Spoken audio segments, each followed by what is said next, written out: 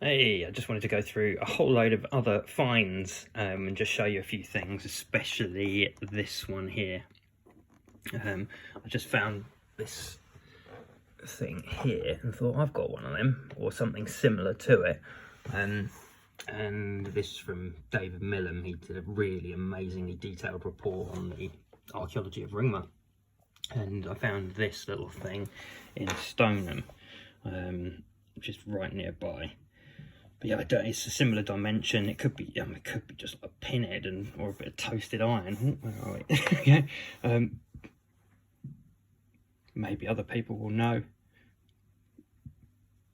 I'm not really certain, but if that really is an old coin, it's Iron Age, and it's like 50 to 100 BC. Can you imagine?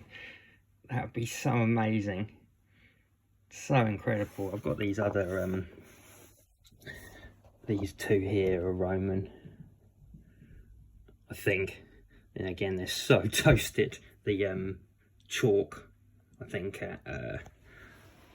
in the land around here is kind of acidic, and it yeah, totally annihilates these coins. But I'll just flip them over as well. Bit of detail on that left-hand side one. It just, I can't work out what they are. Maybe someone else will have an idea.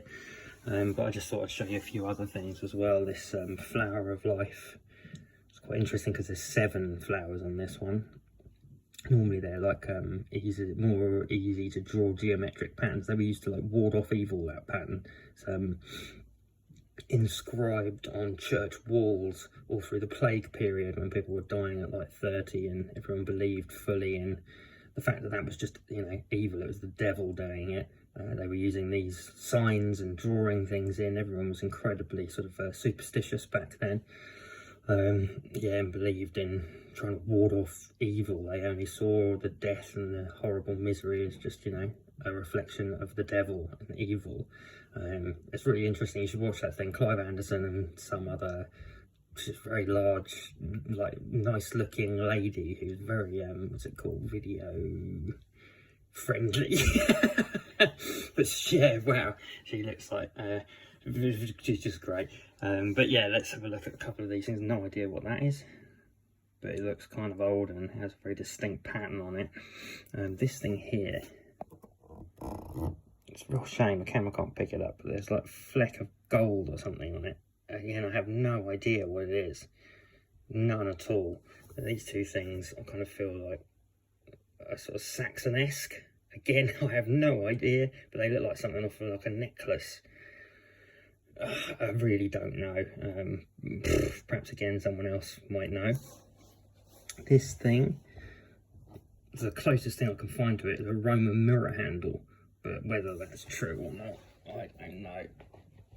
You know, would you be able to clasp something in there, like a big disc, the polished disc, and then perhaps the handle's been bent, but then there's another bit down here. I don't know. I don't even know if they could do that sort of like riveting and that kind of stuff back then.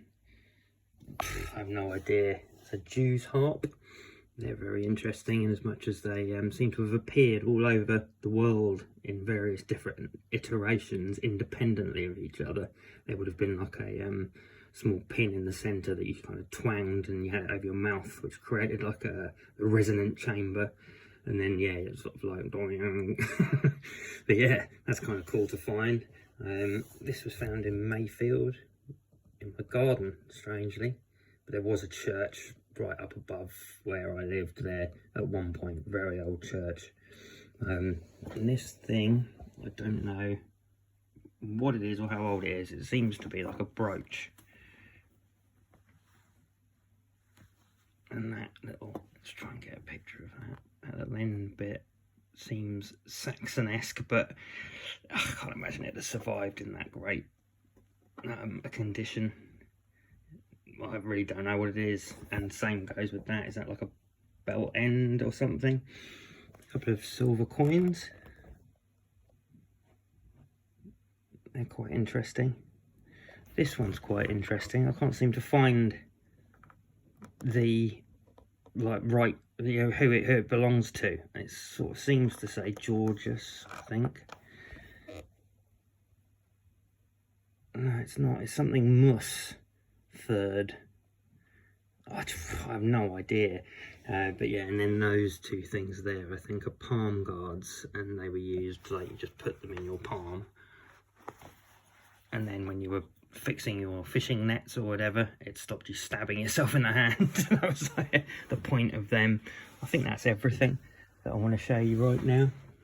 But yeah, I've got like some really amazing Saxon things that I did in another video, but perhaps I'll do another one. I'll just sort of show you that. Imagine if that thing there really is 50 to 100 BC. Crazy. Or is it just a little lump of iron? Who knows?